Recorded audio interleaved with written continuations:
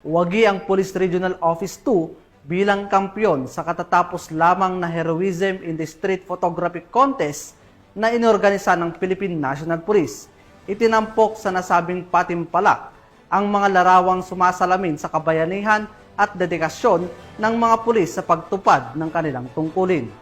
Narito ang ulat ni Patrolwoman Lenny Lorenzo. Is Police Regional Office 2 Photography Entry with an average score of 93.33%.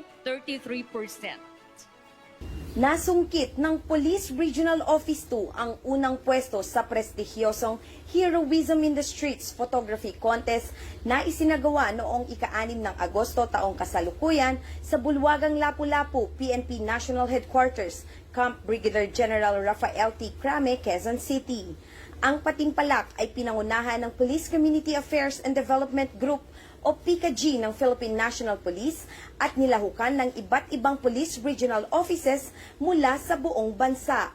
Nakuha ng Pro2 Valley Cups ang kampyonato mula sa kuha ni Patrolman Christian Paul Birong Lopez, isang masigasig na CAS PNCO mula sa Regional Mobile Force Battalion 2 matapos makakuha ng average score na 93.33%. Ang kanyang obra ay pumukaw sa atensyon ng mga hurado dahil sa husay ng komposisyon at lalim ng mensaheng ipinapahayag nito mula sa tunay na anyo ng kabayanihan ng kapulisan sa lansangan. Layunin ng patimpalak na itampok at kilalanin ang malikhaing galing ng mga pulis sa larangan ng fotografiya habang isinusulong ang positibong imahe ng PNP sa pamamagitan ng mga kuhang larawan na sumasalamin sa dedikasyon ng mga alagad ng batas sa paglilingkod sa komunidad.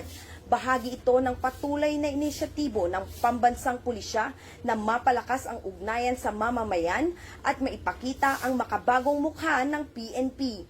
Isang organisasyong bukas sa inobasyon, may malisakit sa bayan at tapat na paninilbihan para sa isang bagong Pilipinas.